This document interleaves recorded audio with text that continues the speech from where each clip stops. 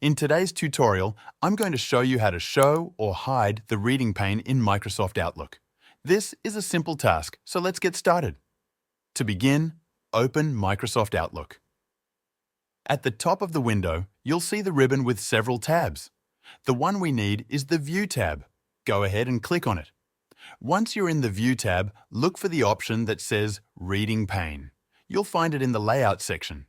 Click on Reading Pane, and a small drop-down menu will appear with options.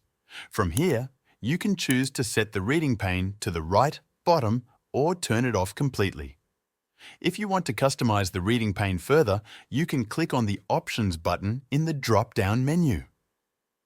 This will allow you to access more settings where you can adjust things like how the reading pane behaves when you select emails.